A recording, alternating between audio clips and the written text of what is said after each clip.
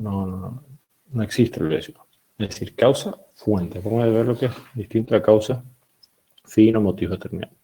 Ejemplos de causa-fuente son el contrato de origen contractual o voluntad de las partes, y muchas obligaciones también son generadas con causas fuente en la ley. La ley impone obligaciones alimentarias, los padres respecto a los hijos, el deber de reparar un daño, fuentes contractuales. Entonces tenemos causa, y vamos a ver específicamente después, como elemento determinante para el nacimiento de la obligación. Y dentro de los elementos esenciales, vamos a empezar a desarrollar entonces los sujetos, el objeto, y vamos a tratar hoy de llegar al vínculo jurídico para la clase que viene terminar con el último elemento, que es la causa. Bien. Dicho esto, pasemos entonces a determinar bien qué es lo que son los sujetos de la obligación. Bueno, entonces continuamos. Bueno, los sujetos. Los sujetos son personas humanas o jurídicas. Ya lo habrán visto ustedes en el Civil 1. Bien, entonces decíamos que los sujetos son personas humanas o jurídicas. En la relación internacional, toda obligación debe tener necesariamente al menos dos sujetos. La bilateralidad o bipolaridad de la obligación. Siempre hay dos sujetos, en el polo activo y en el polo pasivo. Es decir, acreedor y deudor. Es bipolaridad de la obligación. Dos sujetos, como acuérdense, estamos hablando de elementos esenciales que hacen a la existencia de la obligación. Entonces, tenemos dos sujetos. Sujeto activo pueden ser personas humanas, existencia, antes la llamada persona de existencia física. El nuevo código habla de personas humanas o personas jurídicas, que son ya el Estado, asociaciones, sociedades. Personas de existencia jurídica lo han visto bien ya en Civil 1. Entonces, por un lado tenemos el acreedor, que lo han visto en la definición de las relaciones, que es la persona que tiene la facultad de exigir el derecho de crédito, y en el otro lado tenemos al deudor, el polo pasivo. Polo activo es el acreedor, polo pasivo es la persona que tiene el deber de cumplir con esa obligación. Uno tiene la facultad de exigir el cumplimiento, que es el polo activo, acreedor, y el deudor tiene el deber de cumplir con esa obligación. Satisfacer la prestación, que es el interés del acreedor, satisfacer el interés del acreedor. Entonces, sujeto activo, polo pasivo, sujeto el deudor. Bien, ¿quiénes pueden ser entonces esos como elementos esenciales? Tienen que tener claro, sujetos, dos polos, activo y pasivo, tiene que tener, si no, no existe la obligación si no hay dos sujetos. Pueden haber después digamos, pluralidad de sujetos en uno de los polos, con varios acreedores o varios deudores. Eso es lo que se llama mancomunación simple o solidaria. Entonces, ¿quiénes pueden ser sujetos de la obligación? Tenemos las personas humanas y las personas jurídicas públicas o privadas. Todo esto lo pueden leer en los artículos 141, 145, 146, 148 del Código Civil. Le define bien lo que son las personas humanas, que lo son las personas jurídicas, que ya lo han visto todo en Civil 1. Incorpora incluso el código las simples asociaciones y el consorcio de propiedades pueden ser pasibles objeto de obligación, sujetos activos o pasivos de obligaciones. Lo del tema de la quiebra es opinable, aunque algunos autores hablan de la posibilidad de que en la quiebra el síndico sea un sujeto, puede ser acreedor de obligaciones. Ya no es muy trascendente.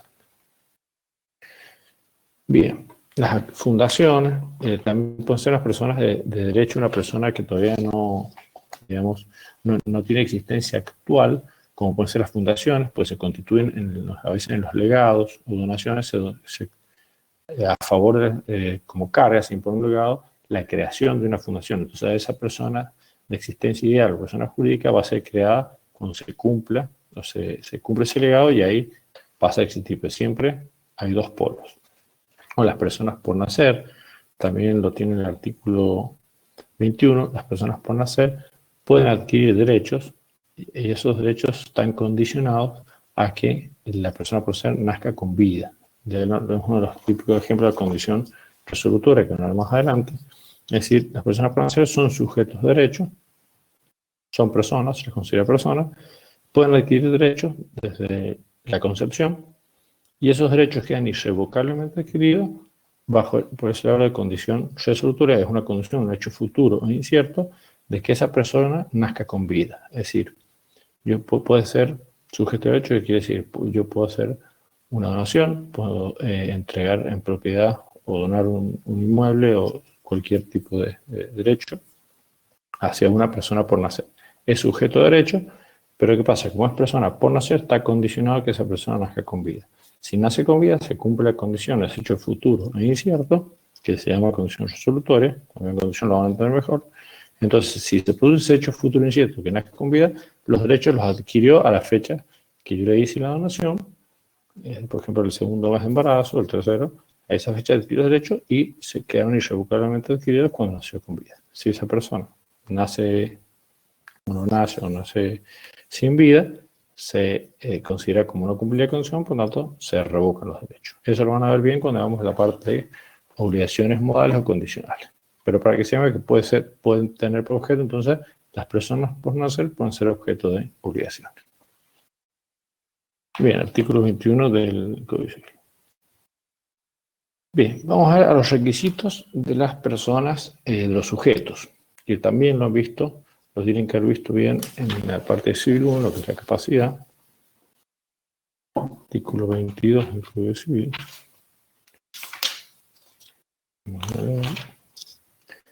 Capacidad de derecho, acuérdense que hemos visto en lo que es la capacidad de hecho, capacidad de derecho. Capacidad de derecho, toda persona humana goza de aptitud para ser titular de derechos y deberes jurídicos.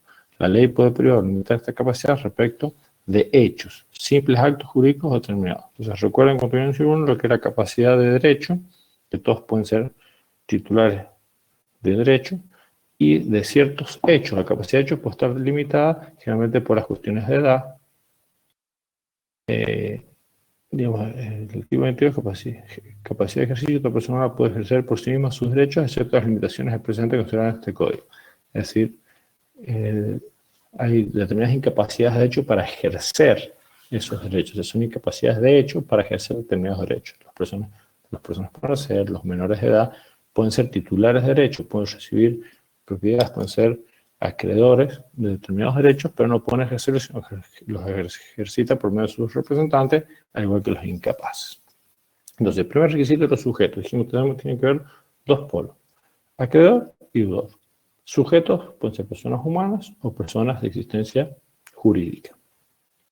Dentro de esas personas tienen que tener tres requisitos más. Tienen que tener capacidad para poder adquirir derechos, tienen que estar determinados o bien ser determinables, o sea, tiene que tener perfil determinado esta persona y esta persona, o bien ser...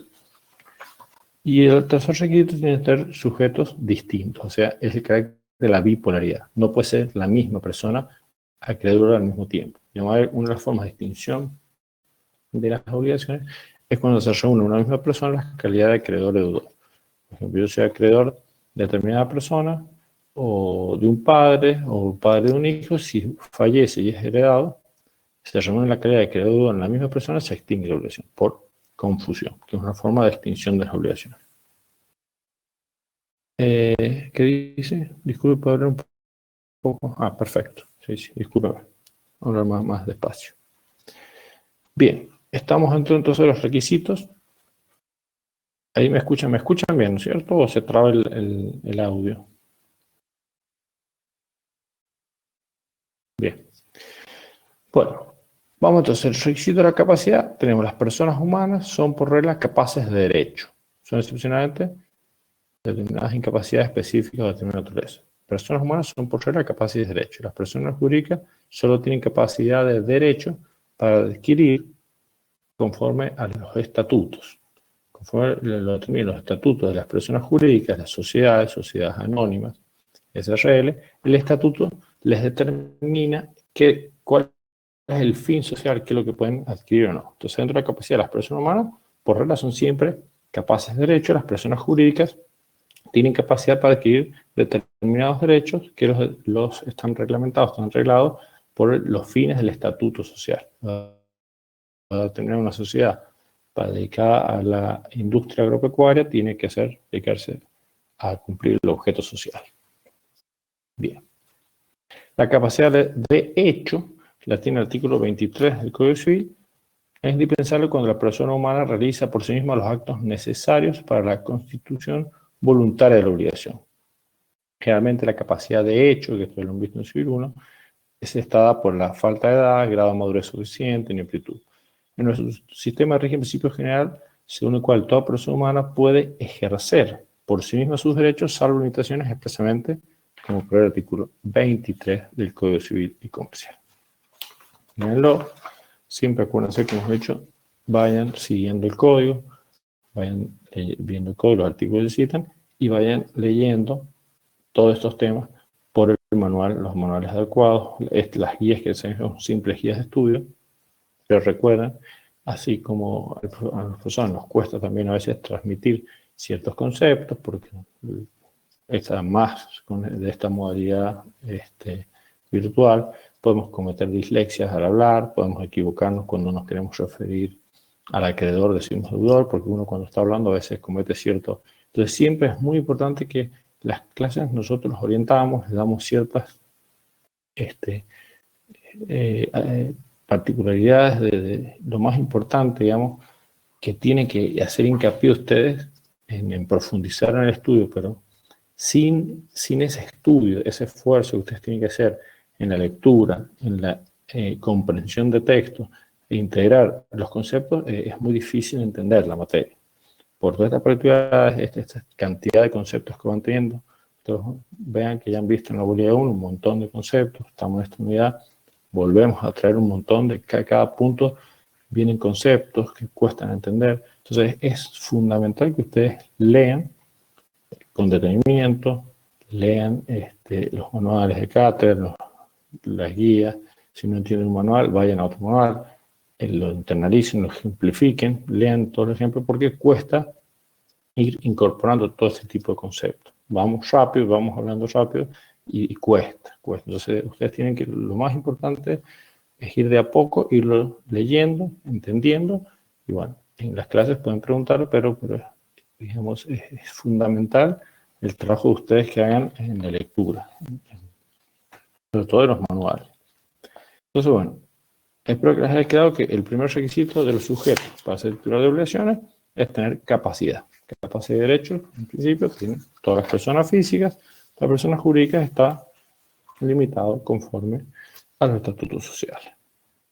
Entonces, sujetos, capacidad. Acuérdense, por los exámenes cuesta a veces que ustedes mismos digan estos conceptos.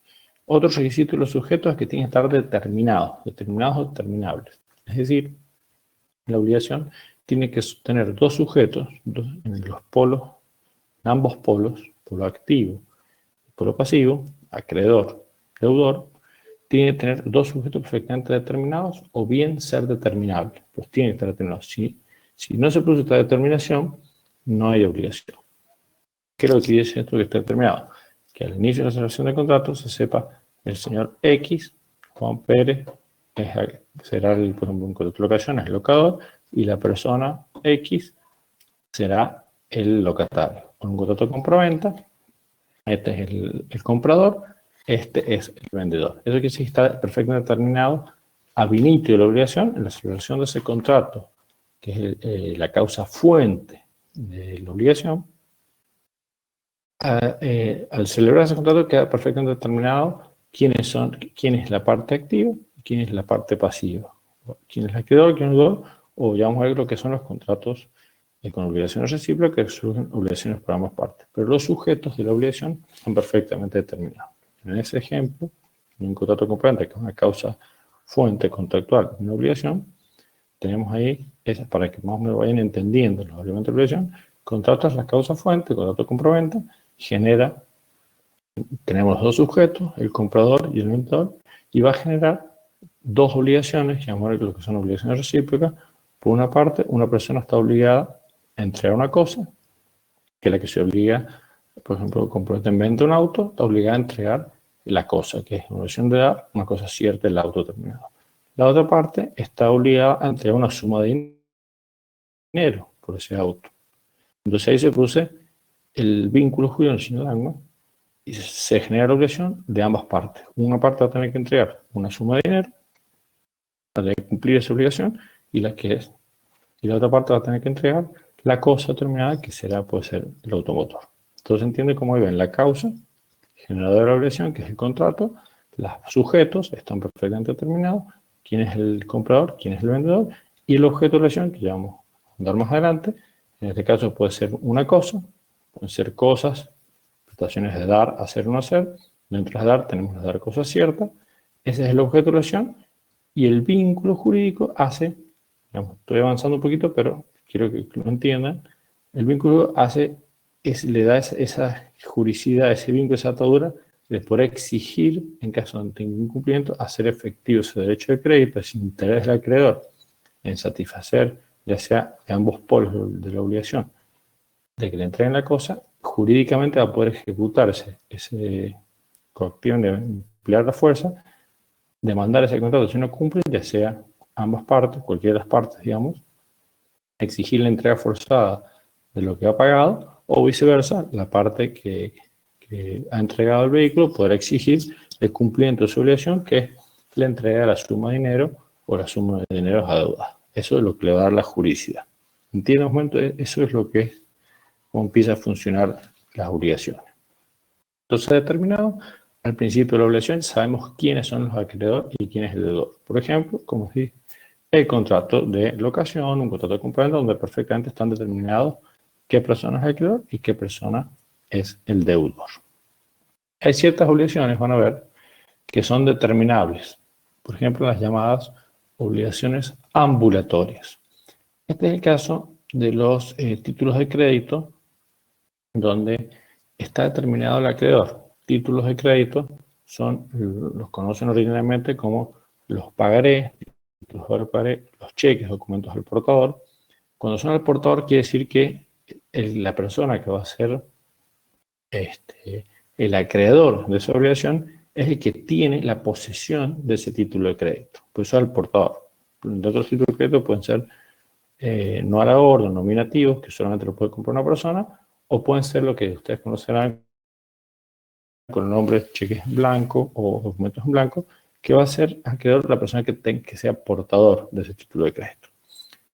Entonces, el librador de ese cheque o ese pagaré, lo ponemos por libre en blanco al portador quiere decir, se sabe a inicio de la obligación porque él firma, se obliga, se compromete a pagar una suma de dinero mediante un documento, que es un pagaré. Entonces se sabe quién es el deudor, quién va a tener que pagar ese documento. Ese documento puede ir pasando de mano en mano entre diferentes personas. Entonces, al momento de hacerse efectivo, el pagaré puede ser, se compromete en una parte a hacer efectivo una suma de dinero, a pagar ese documento de aquí a 60 días, o un cheque. Y un cheque que lo va a tener que pagar a 60 días. El cheque pago diferido. Entonces, ¿quién va a ser? Por eso tiene que ser determinable. Bueno, se va a determinar quién es el acreedor de su obligación, quien al momento del vencimiento de ese documento lo posea, se presente a cobrarlo. Entonces, porque en la actividad comercial, un documento puede ir pasando de mano en mano, por eso son títulos de crédito al portador, para agilizar el tráfico comercial. Por lo tanto, entonces, puede ser al comienzo de la obligación, está perfectamente determinado quién es el deudor, quién es el que tiene que pagar ese título de crédito, pero no está determinado quién es el acreedor, a quién le tengo que pagar. El deudor puede no saber a quién le tiene que pagar hasta que no se produzca el vencimiento de la obligación y se presente el acreedor con ese pagaré diciéndole vengo a hacer efectivo mi derecho de crédito y solicitar que me abone, supongamos, este documento. Entonces, en ese momento se determina quién es el acreedor por ser el portador del título de crédito. Esas son las llamadas obligaciones ambulatorias que a veces no las encuentran, no las entienden. Se individualiza porque tenga la posesión del título, el documento en el cual se encuentra la obligación. Bien, hay pregunta de la chica Iris Lorena Roldán con fecha cierta o no.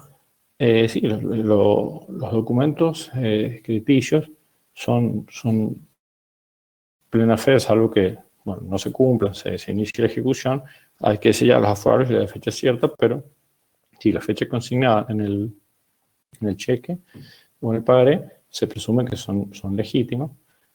Por tanto, cuando se presenta su cobro, ya sea en el banco o se presenta formalmente la persona a cobrarlo, es válida la fecha plasmada en el documento. Si algunas partes alega que no es la fecha que ha sido adulterada, tendrá que probarlo y bueno, sin ser una contienda judicial, con pericial, para ver la fecha. Lo que hace a la fecha cierta en sí no es la fecha consignada de estos títulos, sino el que le da certeza a un documento. No entiendo. La fecha cierta quiere decir que yo puedo dar certeza de que ese hecho se produjo en determinada, valga la redundancia, en determinada fecha, pero lo van a ver más adelante, no quiero confundirlo.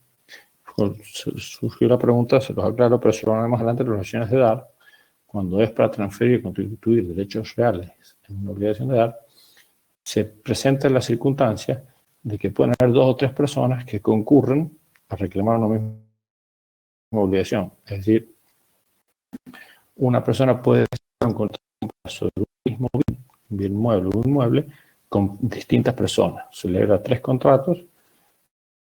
A 3 personas le dice: el 1 de marzo te vendo un inmueble, a otro se lo dice en abril y a otro en mayo. Distintas fechas. Después las reglas del Código Civil van a ver cómo les determina quién es preferido cuando se presentan varios acreedores reclaman la misma cosa. Y todos tienen de fecha, por ejemplo, en el boleto, uno tiene fecha, como les decía, en marzo, uno en mayo, en abril. Marzo, abril, mayo. Entonces, ¿quién es preferido cuando ninguno de los tiene la posesión? Ya sean los muebles el que tiene la posesión, y si ninguno tiene la posesión, tanto en muebles como en inmuebles, el código les dice que tenga fecha cierta anterior. Fecha cierta no quiere decir el que tenga el boleto de compraventa, de fecha anterior, el de marzo. Puede llegar a ser el de junio o el de diciembre. Fecha cierta quiere decir que fehacientemente se puede comprobar que realmente esa fecha hace plena fe por sí misma. Como por ejemplo haber sido celebrada frente a un escribano, haber sido presentada en un juicio, haber sido aforado en renta. Eso le da fecha cierta. Ciertos actos que dan un determinado acto jurídico ha sido celebrado en un determinado momento.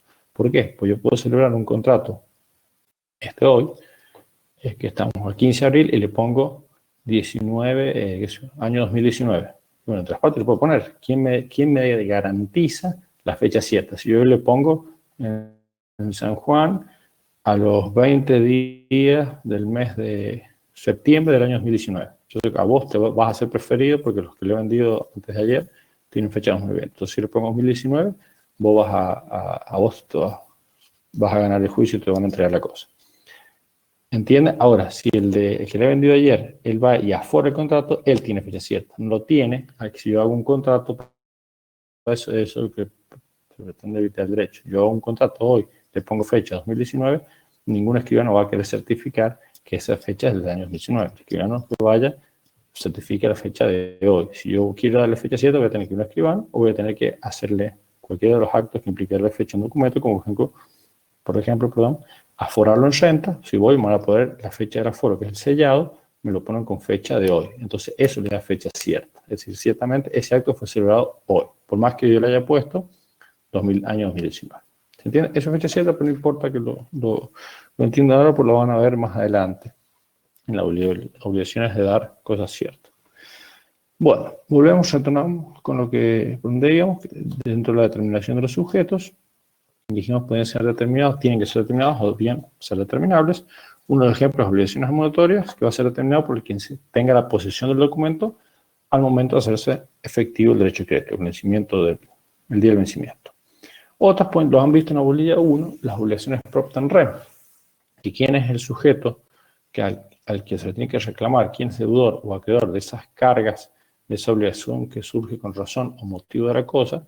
A conocer las deudas de medianería, quien sea propietario de la cosa, del inmueble, que tiene que contribuir con los gastos, por ejemplo, de medianería. Entonces, ¿quién va a ser el acreedor o deudor de esa obligación? Se va a determinar por quien sea propietario de ese inmueble. El inmueble puede ir pasando por distintos propietarios. Bueno, al momento de exigir el cumplimiento de la obligación, los gastos de medianería o lo que fuere de esa obligación propter rem, que hemos visto en el video anterior, que surge con razón o motivo de la cosa, bueno, el que sea titular de ese inmueble, en el momento que se exige la obligación, va a ser la persona que tenga que contribuir, va a ser el deudor, por ejemplo.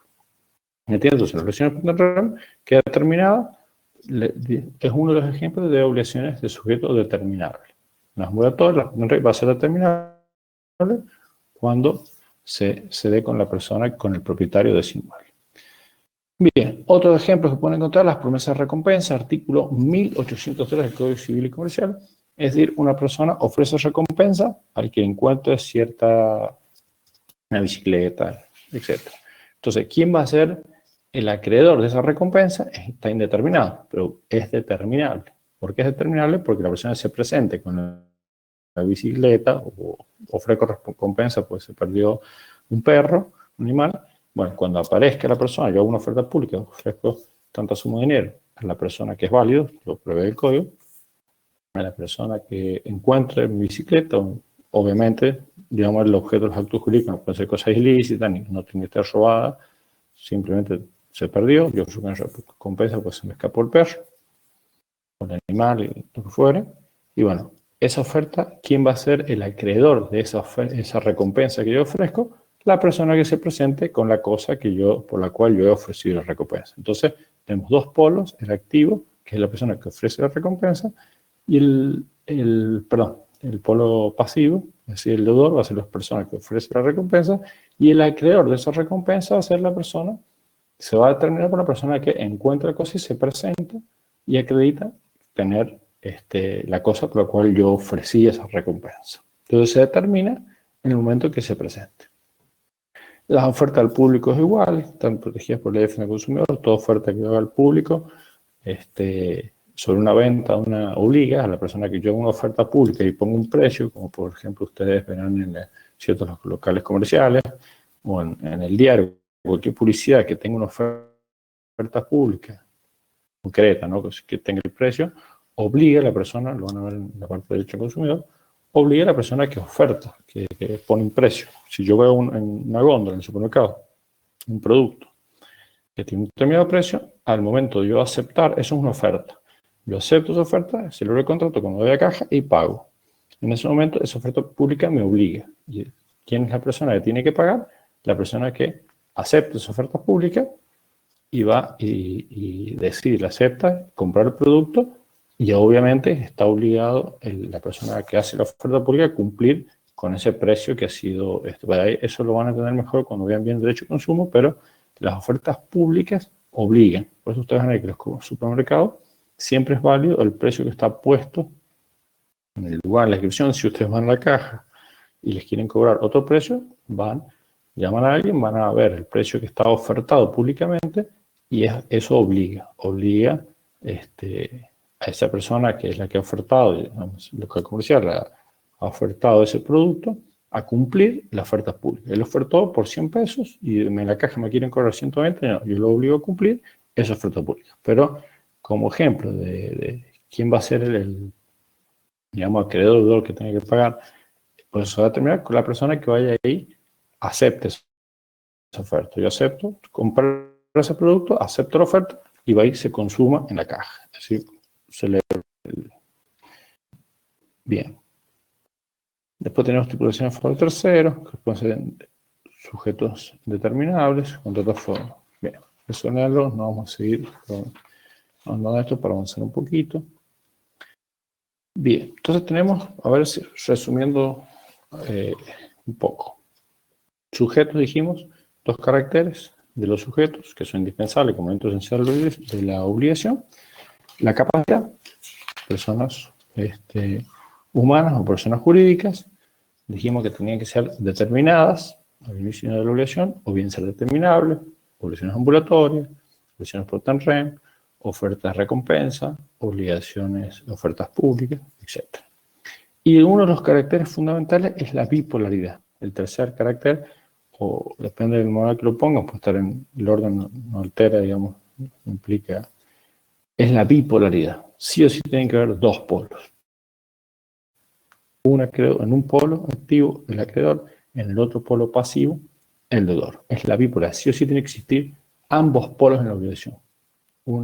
Pueden haber, ya vamos a poner pluralidad de sujetos, varios acreedores, pueden ser varios vendedores, varios compradores, varios locadores, varios locatarios, no importa, pero siempre hay dos polos. Hay un polo activo y un polo pasivo. Hay dos personas, dos sujetos en la obligación, ya sean personas humanas o personas jurídicas.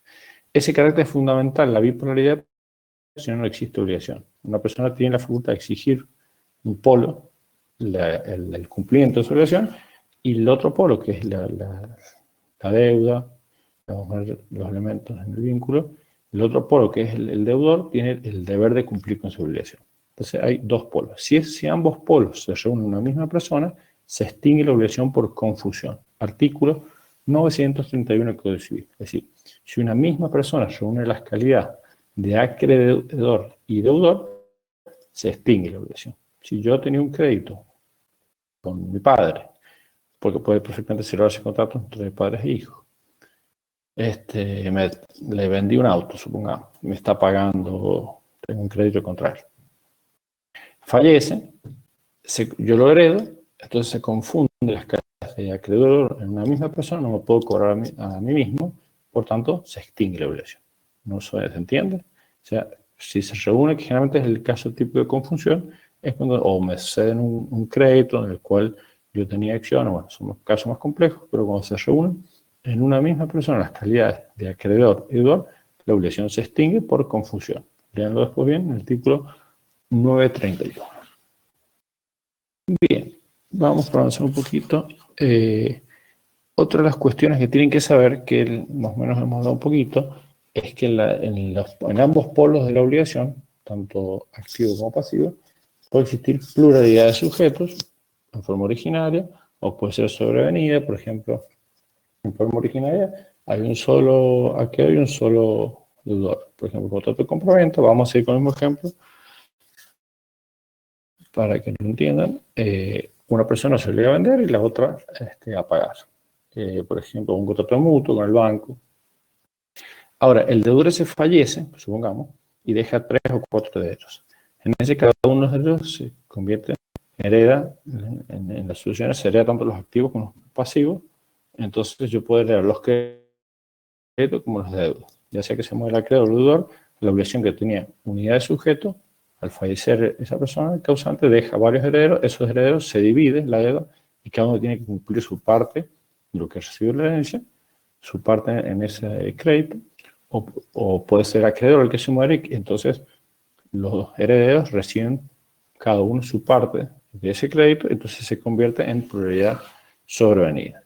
Comenzó la obligación originalmente con un solo sujeto, luego tiene 4 porque ha fallecido uno de los obligados y los suceden sus herederos. O puede ser también pluralidad de sujetos originarios. Se combina originalmente, ya no van a ver en la obligación de sujetos, específicamente la pluralidad de sujetos, cómo pueden ser de manera simplemente mancomunada o solidaria. Es decir, yo como una obligación, 2 o 3 personas compramos una determinada cosa o alquilamos una casa de determinada forma solidaria, generalmente cuando les piden una garantía, ambos inquilinos, llamado el lenguaje común, en realidad ustedes son estudiantes de Derecho, le tienen que empezar a decir locatarios. Los codeudores locatarios pueden ser, generalmente se conviene, un garante o codeudor solidario. Entonces, en el polo pasivo, o en esta obligación recíproca, el locatario generalmente se obliga con otra persona, puede ser 2 locatarios y un garante, codeudor solidario, se obligan solidariamente 3 personas, 2 o 3 o más personas, o 3 que fueran, a pagar. Todos se obligan solidariamente a cumplir con ese alquiler, con ese canon locativo. En el incumplimiento, todos van a ser deudores frente al acreedor, que es el locador. Entonces ahí tenemos varios sujetos en una obligación. Que ya lo van a ver, esto lo van a estudiar bien en la teoría específica de los sujetos, como es la pluralidad de sujetos simplemente mancomunada o la pluralidad solidaria. Acá solamente tienen que saber que uno de los elementos esenciales son los sujetos, con sus 3 caracteres, la capacidad, que tienen que estar determinados al inicio de la obligación, o bien ser determinable, y que tiene que haber la bipolaridad como requisito esencial para la existencia de la obligación. 2 polos, activo y pasivo. Bien. Bueno, otro de los puntos que tiene el programa, leanlo después más tranquilo, es el tema de los auxiliares o colaboradores sustitutos, que incorpora el artículo 732 del Código Civil, en el cual son todos, hoy ha avanzado mucho el principio de la infungibilidad o fungibilidad, es decir, que las prestaciones siempre tienen que ser cumplidas por la persona del deudor. Hoy ha avanzado tanto que no siempre las prestaciones las cumple una sola persona, sino también sus colaboradores auxiliares, como en el caso de los profesionales, los médicos. Entonces, lo que se ha avanzado, léanlo, no quiero demorar mucho en esto, es que en definitiva el incumplimiento de los auxiliares por los cuales el deudor se sirve, el incumplimiento no se produce como el hecho mismo del deudor. Entonces eso, léanlo, el artículo 132 del Código Civil, y léanlo bien en la bibliografía. Es decir, que el cumplimiento de las personas por las cuales se asiste, le prestan asistencia al deudor, puede ser un médico, un abogado, si así sirve a distintas personas, cualquier incumplimiento de esa parte de la obligación, por un contrato, ustedes pueden hacer un contrato con un profesional de la medicina, bueno, está obligado a producir su arte de profesión para curarlo, operarlo, bueno, se sirve de ciertas personas, el incumplimiento de esas personas también va a hacer al incumplimiento del deudor. El artículo 732 del Código Civil.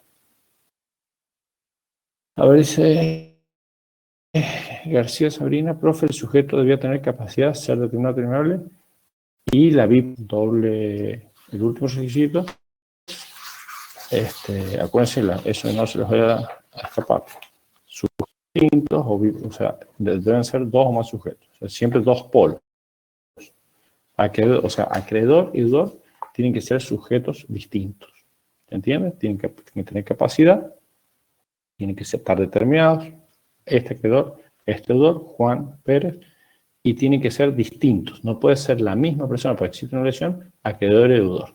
¿Entiendes? Siempre son personas distintas. Uno es acreedor, puede ser la bipolaridad, y otro es el deudor. Una parte del polo hay determinados sujetos, ya sean personas humanas o jurídicas, van a ser acreedores, y en el otro extremo de relación, que es la deuda, el polo pasivo, va a haber otro sujeto distinto. Si se reúne la misma persona, las calidades de acreedor y deudor, no existe obligación, se extingue. O no inicia, o nunca comienza, no existe, o se extingue si hubiese nacido antes y posteriormente se reúnen esas calidades en una misma persona. O sea, los caracteres del sujeto tienen que ser plenamente capaces de derecho sobre todo. Si son incapaces de hecho, van a ser suplidos, esos derechos van a ejercer por intermedio de sus representantes, por ejemplo los menores, o las personas incapaces, pero pueden ser titulares de derechos, adquirir inmuebles, nada más que lo ejercitan por intermedio de sus representantes. Entonces, capacidad, ser determinados, perfectamente determinados, esta persona, X, y nunca la misma persona, o sea, tiene que haber dos polos. Porque hay obligaciones, existe esa obligación de reclamar algo, no puede ser la misma persona que se reclama a sí misma. Yo no puedo obligar a pagarme a mí mismo. ¿Se entiende? Son dos personas distintas. Bien. Vamos un poquito si avanzamos y no los canso tanto con el tema del objeto. Y a ver si llegamos a hablar un poquito del vínculo jurídico y dejamos para casi que viene la causa o si están muy cansados vemos el vínculo y la causa para la semana que viene. Entonces dijimos, tenemos dentro de los elementos esenciales, sujeto, objeto, vínculo jurídico y causa objeto. Sujeto, acuérdense, creo que es el concepto de los sujetos, quién puede ser sujeto, y los requisitos son fundamentales. Vamos ahora al objeto de la obligación. Hay distintas doctrinas respecto al objeto de la obligación, pero vamos a ver las distintas posturas, pero definitivamente se condice usted lo que tiene que ser el objeto de la prestación. Hay doctrinas que se acercan más a lo debido por el deudor y hacen más hincapié en la prestación, es decir, el objeto de la obligación es la prestación, la conducta comprometida por el deudor. Ese es el objeto de la obligación, es decir, ya sea dar, hacer o no ser.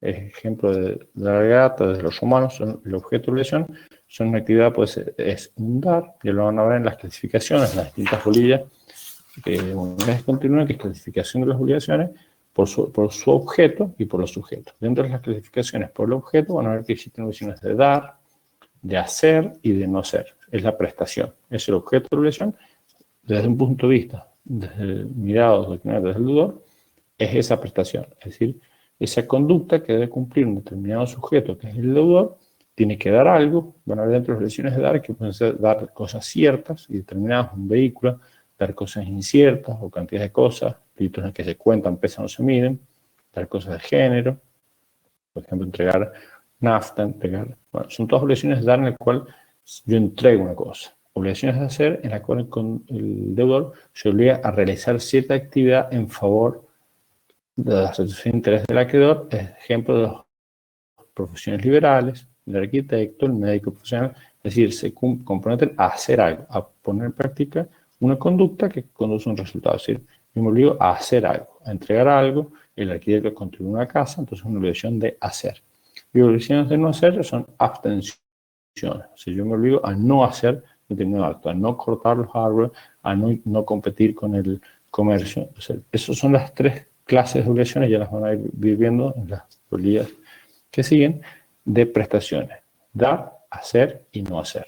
Dentro de las de dar, tener cosas ciertas, de género, dar sumas de dinero, y como el régimen de cada uno de esta clasificación de obligaciones tiene ciertos efectos, ciertas caracterizaciones, como son cada tipo de obligación de dar, todas las consecuencias jurídicas están todas totalmente, taxativamente reguladas en el código, las obligaciones de hacer y de no hacer también. Eso lo van a ir viendo más adelante, cómo se clasifica cada una de esas prestaciones. Entonces, desde el punto de vista del deudor, hay una doctrina que dice que el objeto de la obligación es esa prestación, esa conducta debida por el deudor, ese dar, ese hacer o ese no hacer. Hay teorías patrimoniales, digamos, que adhieren más a la cuestión en torno al crédito y al poder del acreedor de exigir, o sea, lo pones la ejecución forzada esa que tiene. Entonces dice que el objeto es ese poder que tiene de exigir ese cumplimiento, se entrega esa cosa, de ese hacer, o de exigir la abstención de una conducta que sean obligados, que sería una obligación de no hacer. Hay otras teorías, pues estos lean dos, son simples teorías. El objeto de obligación es el bien que permite satisfacer el interés del acreedor. Le asignan el carácter de objeto al bien específicamente que permite satisfacer el interés. Y ahí empieza a surgir en esta teoría revisionista, se empieza a ver lo que es el interés del acreedor. O sea que no es cualquier cosa, sino que para satisfacer el interés del acreedor, como dentro del objeto de la prestación, tiene que ser cierto bien que satisfaga al interés del acreedor. Se empieza a poner un poco de vista para lo que vamos a llegar a las doctrinas más modernas, compartimos, más acertadas, que son la opinión de Pizarro y Espino, si lo ven en el libro, lo ven en la guía de estudio, que para ellos el objeto de obligación está dado por el comportamiento debido, es como una combinación de dos teorías, por el comportamiento debido por el deudor, que es la prestación, es decir, ese dar, ese hacer o ese no hacer, y por el interés percibido por el acreedor, que debe ser satisfecho a través de aquella. O sea, es una combinación. Está dado, entonces, el objeto de obligación es la conducta del deudor, esa entrega, ese dar, ese hacer o ese no hacer, pero tiene que satisfacer el interés del acreedor. Entonces, la puesto en ambos puntos de vista. Entonces, el objeto, concluyendo, resumiendo, el objeto es la conducta del deudor, que consiste en ese dar, hacer o no hacer, pero que tiene que satisfacer el interés del acreedor. El acreedor tiene puesto en mira un interés que puede ser patrimonial o no, llamémosla patrimonialidad o no, le puede tener en mira ganar o no algo con interés a esa cosa, o puede ser un interés sentimental, quiere comprar algo porque le gusta, pero tiene un interés. Entonces por eso se fija bien en un contrato cuáles son las características de lo que quiere, lo que se compra, porque el objeto de esa prestación consiste en la actividad del deudor de entregar esa cosa, en la obligación de dar, de hacer determinada cosa con ciertas características, o no hacer. Por ejemplo, bueno, yo en un contrato pongo, me tienen que entregar esta casa con ciertas características de esta forma, conforme al plano, ciertos colores, ciertas calidad de piso, cierta calidad de maderas, placares, paños, etc. Entonces, la obligación del arquitecto se convierte a ese hacer, esa conducta, de esa conducta, pero tiene que satisfacer el interés del acreedor. El interés del acreedor va a estar dado por las pautas contractuales, en las cuales él puso ciertos requisitos para ver si se cumple esa obligación. Entonces, llegado el momento de cumplimiento, cuando tiene que entregar esa obra, esa construcción, tienen que reunir los requisitos que se ha establecido contractualmente, pero no tiene que satisfacer el interés del acreedor. ¿Sí? Ese es el objeto de la obligación. La conducta es el dar, hacer, no hacer, que tiene que desarrollar el deudor, pero siempre teniendo a satisfacer el interés del otro polo, que es el acreedor. Bien. Requisitos del objeto. Entonces, el objeto, hemos dicho, es la conducta que es desempeñar el deudor, ese dar, hacer o no hacer, para satisfacer el interés del acreedor. Artículo 725 del Código Civil y Comercial dice requisitos de la prestación. la prestación que constituye el objeto de obligación debe ser material y jurídicamente posible. Tiene un requisito.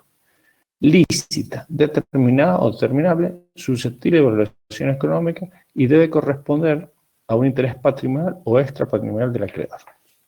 El artículo nos va desentrañando todos los requisitos que tiene que tener ese objeto. No cualquier cosa o hecho puede ser objeto de una obligación. Por ejemplo, posibilidad. Debe ser material, dice, material y jurídicamente posible. Yo no puedo obligar, decían los romanos, a cruzar a nado el río, el océano. No es materialmente, es imposible. Entonces esa obligación va a ser nula. Ab initio obligación. Puede ser los requisitos pueden ser, tienen que existir al inicio de la obligación o bien al momento de la ejecución deben ser jurídico materialmente posible. Sería nula su obligación. O obligarme a algo jurídicamente imposible, que es decir, te compro la plaza de la esquina o algo que está fuera del comercio. Es jurídicamente imposible. Por lo tanto, las obligaciones que tengan por objeto prestaciones material o jurídicamente imposibles son nulas. Os pueden devenir en nulas si con el transcurrir de la ejecución se vuelve ese cumplimiento imposible. Entonces, el objeto de obligación tiene que ser materialmente posible y jurídicamente posible. Materialmente posible, que no sea algo, las partes no se pueden obligar a hacer algo, si ustedes no tienen derechos humanos, pero muchos ejemplos de las universidades que tienen derechos humanos, se ponía tocar el cielo con las manos, viajar no sé, todo ese tipo de obligaciones materialmente imposibles, cruzar a nado, me obligo a pagarte esto si cruzas a nado un río, el océano, lo que fuera. Estas cosas materialmente imposibles son obligaciones nulas, no pueden ser objeto de obligación. Y jurídicamente las cosas, por ejemplo, que están fuera del comercio, una iglesia, una plaza, si yo me comprometí en un contrato a pagar $20.000 por la plaza o por el parque, va a ser nulo, porque jurídicamente estas son cosas que han sido sacadas del comercio, no son objetos negociables, sino pueden ser objeto de obligaciones privadas, por tanto es jurídicamente imposible. La obligación va a ser nula. Entonces, el primer requisito que tiene en cuenta es de la posibilidad. Jurídica, acuérdense, materialmente posible y jurídicamente posible. Lícita, no pueden ser objeto de los actos jurídicos las cosas ilícitas, contrarias a la moral, a las buenas costumbres. Lo mismo, esto lo tienen que traer todo lo que han visto respecto a los actos jurídicos, la licitud de los actos de actos jurídicos. Entonces no puede ser objeto de una obligación algo que sea ilícito. Si robás, si matás, te pagan los dinero, si cambias una religión, contrario a la moral, a las buenas costumbres, al orden público, si cambias una religión, si te casás con determinada persona. Todas estas cuestiones que son moralmente refutables o ilícitas no pueden ser objetos de obligaciones. Se van a hacer obligaciones nulas, no puede exigir el cumplimiento. Y no puede exigir cumplimiento si me he obligado a entregar una suma de dinero, la persona le robe a mi vecino o le rompa el vehículo, ni hablar de ir a cometer un delito mayor, matar a alguien, etc. Son todas obligaciones nulas, o sea, no existen, se tienen por inexistentes. Las que tienen por objeto cuestiones ilícitas. Determinación, la pretensión de estar determinada al momento en hacer la obligación, es decir, claramente qué es lo que se pretende, qué es lo que se debe, una cosa cierta y determinada, una suma de dinero, una determinada actividad que va a ser hacer, se tiene que estar perfectamente determinado o bien que la pueden determinar. Entonces, la posibilidad, la licitud, requisito del objeto, la determinación y el cuarto requisito es que la patrimonialidad o interés. Acá se discute un poco, cuando lean, respecto a la patrimonialidad se ha discutido, este requisito empezó en Fongieri, en Savigny, decía que no hacía falta la existencia de patrimonialidad, que habían determinadas obligaciones de carácter moral, que tienen un valor moral o sentimental, por tanto el objeto de la obligación no necesariamente tenía que ser algo tangible o patrimonialmente que se pueda evaluar. En realidad sí, tiene que ser patrimonial porque acuérdense que digamos lo que es el vínculo jurídico existe el débito y la responsabilidad Y si hay incumplimiento obligacional, tiene que poder ser susceptible de apreciación pecuniaria. Entonces se combinan estos dos factores, evoluciona un poco la doctrina. Entonces la apreciación tiene que ser patrimonialmente, tiene que satisfacer un interés patrimonial. Una cosa tiene un valor pecuniario, tener un caballo, entregar un automóvil, se puede monetizar, o sea, transformar en dinero. Porque ante un incumplimiento yo voy a demandar que me indemnicen los daños y perjuicios, o sea, el incumplimiento de provisión, y lo tengo que poder cuantificar. Entonces tiene que ser patrimonial. Tiene que tener un contenido patrimonial al margen de que tenga también un interés el acreedor que sea extrapatrimonial. Yo puedo tener un interés en que me entreguen determinada cosa que puede tener un bajo valor económico, pero puede tener un alto valor moral o emocional para el acreedor. Bueno, se combinan los dos factores. Tiene que tener patrimonialidad, si no, no voy a poder después demandar o exigir cumplimiento. Y tiene un contenido, cierto contenido, un interés de procurar satisfacer el interés del acreedor. Vamos a ver, redondear un poco esto. La obligación, por sí misma, para ser objeto de la obligación, tiene que tener patrimonialidad e interés.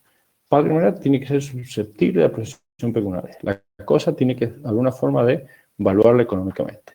Y esa cosa tiene que responder al interés del acreedor. Si el acreedor quería ese cuadro con determinadas características, por más que me parezca que es lo mismo entregarle otro, si no satisface el interés del acreedor, creo que fue lo convenido, no va a haber un incumplimiento. O sea que el objeto de obligación debe ser siempre susceptible de estimación pecuniaria, de alguna forma tengo que cuantificar, y el interés del acreedor se procura hacer a través del mismo.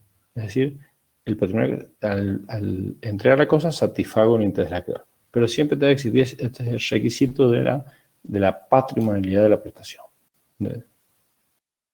Bien, ¿se entiende? Tiene un interés económico y un interés que satisfaga, digamos, mayor redundancia, un carácter que satisfaga el interés del acreedor de esa patrimonio.